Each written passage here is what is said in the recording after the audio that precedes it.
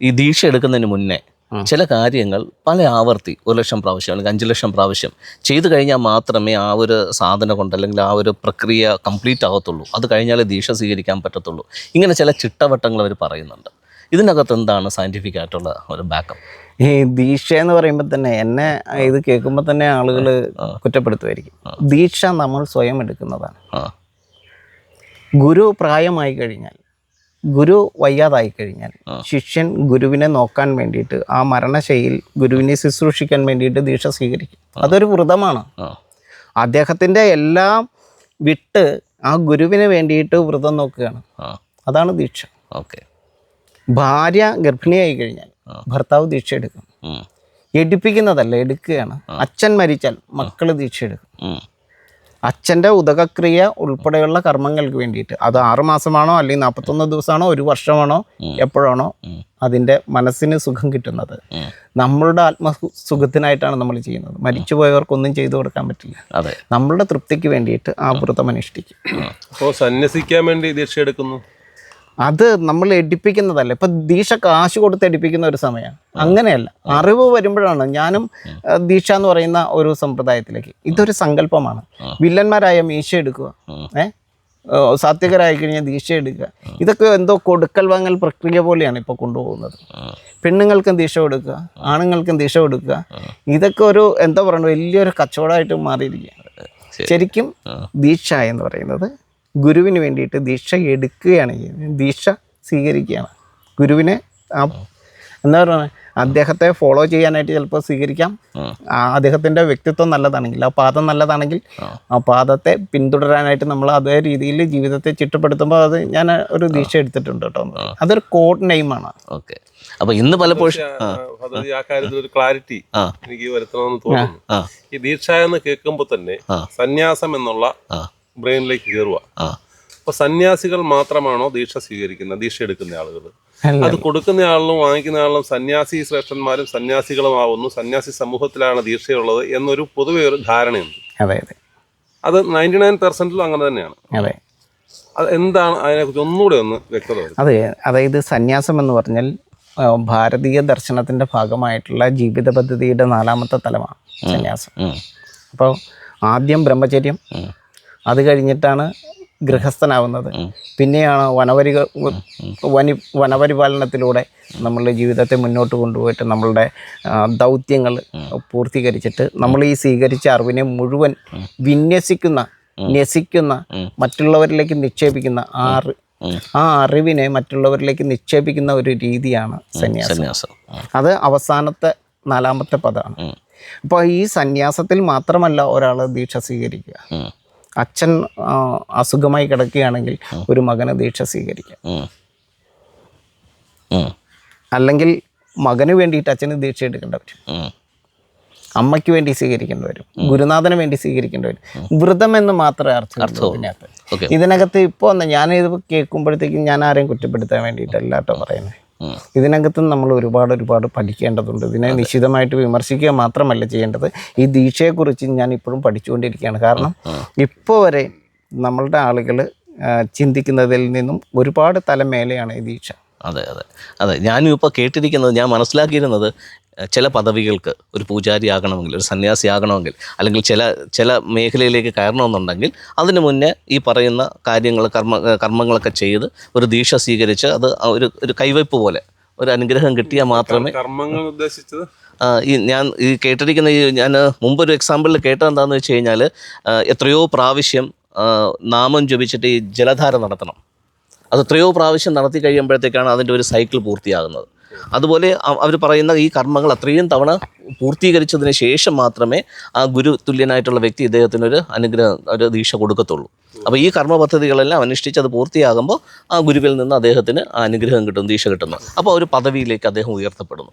അങ്ങനെ ഓരോ പദവികളിലേക്ക് കയറി പോകണമെന്നുണ്ടെങ്കിൽ ഇങ്ങനെയുള്ള ചില കർമ്മ പദ്ധതികളിലൂടെയുള്ള ദീക്ഷ സ്വീകരിക്കണമെന്നുള്ളതാണ്. പദവികളിലേക്കുള്ള യാത്രയുടെ ഭാഗമാണ് ദീക്ഷ. അങ്ങനെയാണ് പലരും പറയുന്നതും പലരിൽ നിന്ന് ഞാൻ കേട്ടിരിക്കുന്നത്. അതിനകത്ത് ഒരു രീതിയുണ്ട്. ഇപ്പം നമുക്ക് പ്രായമായി, നമ്മളൊരു മരണശൈലിയിലേക്ക് പോവുകയാണ്. അപ്പോൾ എന്നെ നോക്കേണ്ടത് ആരാണെന്ന് ഞാൻ ചിന്തിക്കും. എനിക്ക് ഇഷ്ടപ്പെട്ട ആളായിരിക്കണം എൻ്റെ ശുശ്രൂഷകൾ ചെയ്യേണ്ടത് എന്ന് ഞാനും ചിലപ്പോൾ എനിക്കും ഒരു ശാഠ്യമുണ്ടാവാം. അതിനപ്പുറത്ത് ശിഷ്യന്മാർ ഒരുപാട് പേരുണ്ടാവാം. അവരെല്ലാവരും ഒരു പക്ഷേ ദീക്ഷ എടുക്കാം, ഈ വ്രതം എടുക്കാം. വ്രതം എന്ന് പറഞ്ഞാൽ മനസ്സ്, വാക്ക്, പ്രവൃത്തി എന്നീ ത്രിവിധ കരണങ്ങളെ കൊണ്ടുള്ള അനന്യപരമായിട്ടുള്ള സേവയാണ്. മറ്റുള്ളവർക്ക് സന്തോഷത്തെ നൽകുന്ന സേവയാണ് വ്രതം. അല്ലാണ്ട് നമുക്ക് സുഖം ഉണ്ടാകുന്ന പ്രവൃത്തിയല്ല വ്രതം. വ്രതം വളരെ കഠിനമാവുന്ന എങ്ങനെയാണ്? മറ്റുള്ളവരെ എങ്ങനെ സന്തോഷിപ്പിക്കാം, മറ്റുള്ളവരിൽ ആനന്ദം എങ്ങനെ ജനിപ്പിക്കാം, എങ്ങനെ നമ്മളുടെ അറിവ് കൊണ്ട്, അല്ലാണ്ട് നമ്മളുടെ കൈക്രിയ കൊണ്ടോ വേറെ ഒന്നും അല്ല അതിനകത്ത്. നമ്മളുടെ അറിവ് കൊണ്ട് മറ്റുള്ളവരിൽ എങ്ങനെ ആനന്ദത്തെ ജനിപ്പിക്കാം എന്നുള്ള ആ സിസ്റ്റത്തിൽ വരുമ്പോഴാണ് നമ്മൾ വ്രതം അനുഷ്ഠിക്കുന്നത്. വ്രതം അനുഷ്ഠിക്കുന്നതും മറ്റ് സകല ജീവലോകത്തിനും സുഖം ഭവിക്കാൻ വേണ്ടിയിട്ടാണെന്നും കൂടി ചിന്തിക്കുന്നത്. എങ്ങനെ? മനസ്സ്, വാക്ക്, പ്രവൃത്തി കൊണ്ട്. ഒന്നും ഒരു വാക്കുകൊണ്ട് പോലും ആരെയും നോവിക്കാതെയാണ്. അങ്ങനെ മരണാനന്തരമോ അല്ലാതെയും എല്ലാം ഗുരുവിനെ ശുശ്രൂഷിക്കാൻ വേണ്ടിയിട്ട് നമ്മൾ എടുക്കുന്ന വ്രതം മാത്രമാണ് ഈ ദീക്ഷ എന്ന് പറയുന്നത്. അല്ലാതെ ഗുരു കൊടുക്കുന്നതല്ല. പക്ഷെ ഗുരു കൊടുക്കണമെങ്കിൽ ഗുരുവിൻ്റെയും കൂടി ഒരു ബ്ലെസ്സിങ് അവിടെ ഉണ്ടാവണം. അതായത് എന്നെ നീ നോക്കണമെന്നുണ്ടെങ്കിൽ എനിക്കും കൂടി തൃപ്തി ഉണ്ടാവണം എന്നുള്ളൊരവസ്ഥ ഗുരുവിനും ഉണ്ടാവും. പക്ഷേ ഇത് കാശ് കൊടുത്ത് മേടിക്കാൻ പറ്റുന്നത് ഇന്ന കാലയളവിൽ കിട്ടുന്ന ഒരു കോഴ്സും അല്ല ദീക്ഷ. ഭാര്യ ഗർഭിണിയായി കഴിയുമ്പോൾ ഭർത്താവ് ദീക്ഷ എടുക്കും. മനസ്സിലായോ? അതൊരു വ്രതമാണ്. ആ 9 മാസവും 9 ദിവസവും 9 വിനാഴിയും കഴിയുന്നവരെയും അദ്ദേഹവും വ്രതത്തിലാണ്. അപ്പം അങ്ങനെയുള്ള ഒരു എല്ലാ തരത്തിലും ഇപ്പം ഗുരുവിന് വേണ്ടി മാത്രമല്ല, അമ്മയ്ക്ക് വേണ്ടി എടുക്കാം, മക്കൾക്ക് വേണ്ടി എടുക്കാം, തിരിച്ചും എല്ലാം എടുക്കാം. ഇതിനെ പറയുന്ന സന്യാസത്തിൻ്റെ ഭാഷ്യത്തിലുള്ള ഒരു പ്രയോഗം മാത്രമാണ് ദീക്ഷ. കൊടുക്കുന്നതോ അല്ല, വാങ്ങിക്കുന്നതോ അല്ല. അല്ല സന്തോഷി, ഞാനിപ്പോൾ ഒരു ഗ്രന്ഥം അതിനെക്കുറിച്ച് പഠിക്കണം തീരുമാനിച്ചു, ആധികാരികമായി പഠിക്കണം തീരുമാനിച്ചു. അതിൻ്റെ ഉള്ളിലെ മുഴുവൻ അറിവുകളെക്കുറിച്ച് സ്വീകരിക്കണമെന്ന് വിചാരിച്ചുകൊണ്ട് ഞാൻ അതിനെ പഠിക്കാൻ ശ്രമിക്കുന്നതും തീരുമാനിക്കുന്നു. അതും ഒരു ദീക്ഷ തന്നെയല്ലേ? അതൊരു ദീക്ഷാസമ്പ്രദായമാണ്. പക്ഷേ ഈ ദീക്ഷാസമ്പ്രദായത്തിൽ ശരിക്കും പറഞ്ഞാൽ നമ്മൾ നമ്മളുടെ സ്വന്തമായിട്ടുള്ള നമ്മളുടെ ലക്ഷ്യങ്ങളും കാര്യങ്ങളും ഒക്കെ ഉണ്ടാവും. അതെല്ലാം ടെസ്റ്റ് ചെയ്ത് മാറ്റി ഇതിനകത്തേക്ക് മാത്രം ശ്രദ്ധിച്ച് ഏകാഗ്രമായിട്ട് എന്ന് വെച്ചാൽ സർവ്വവും മനസ്സ്, ആത്മാവ്, ശരീരം എന്നിവ ഈ എന്താണോ ദിശയ്ക്ക് കാരണമായിരിക്കുന്ന വസ്തുത അതിലേക്ക്, ആ ദേവവസ്തുവിലേക്ക് ചിത്തത്തെ ബന്ധിക്കുക. അതായത് ആത്മീയതയിൽ മാത്രമല്ല ദീക്ഷാ സമ്പ്രദായം, നമ്മുടെ ദൈനംദിന ജീവിതത്തിനകത്തുള്ള എല്ലാ കാര്യത്തിനകത്തും ഇത് വരണം. അതെ, നമ്മളുടെ ജീവിതം തന്നെ ആത്മീയമായിരിക്കും. ജ്ഞാനത്തിന് വേണ്ടി, സ്നേഹത്തിന് വേണ്ടിയിട്ടുള്ള സഞ്ചാരമാണ് മനുഷ്യ ജീവിതം. മറ്റുള്ള ജീവജാലങ്ങളൊന്നും ആത്മീയപരമായിട്ടല്ല ജീവിക്കുന്നത്. മനുഷ്യൻ ചരിക്കേണ്ടതും ജീവിക്കേണ്ടതുമെല്ലാം അറിവിന് വേണ്ടിയിട്ടാണ്, അറിവ് കൊണ്ടാണ്. മനനം ചെയ്യാൻ ശേഷിയുള്ളവൻ്റെ പേരാണ് മനുഷ്യൻ. മെൻഷൻ ചെയ്യാൻ കഴിവുള്ളവൻ്റെ പേരാണ് മെൻ. അപ്പോൾ ആ രീതിയിൽ നോക്കുമ്പോൾ എന്തായിരിക്കണം നമ്മൾ മനനം ചെയ്യേണ്ടത്? അത് അറിവാണ്. ആ അറിവായിരിക്കണം നമ്മളുടെ ജീവിതം. അപ്പോൾ അങ്ങനെ വരുമ്പോഴാണ് ആത്മീയ തലത്തിലാണ് നമ്മൾ ജീവിക്കേണ്ടത്. എന്തിനു വേണ്ടിയിട്ട്? സാത്വികതയ്ക്ക് വേണ്ടിയിട്ട്.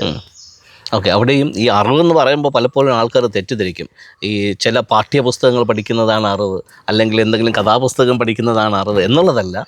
എന്താണോ നമ്മുടെ ഈ പ്രപഞ്ച സത്യം, ഈ ശാസ്ത്രം, ആ പ്യുവറായിട്ടുള്ള ശാസ്ത്രത്തെ മനസ്സിലാക്കുന്നതാണ് ഈ അറിവ് എന്നുള്ളത് കൊണ്ട് ഉദ്ദേശിക്കുന്നത്. ആത്മീയത എന്നുള്ളത് കൊണ്ട് ഉദ്ദേശിക്കുന്നത് ബോംബ് ഉണ്ടാക്കുന്നത് ആത്മീയതയല്ല, മിസൈൽ ഉണ്ടാക്കുന്ന ആത്മീയതയല്ല, തോക്കുണ്ടാക്കുന്ന ആത്മീയതയല്ല.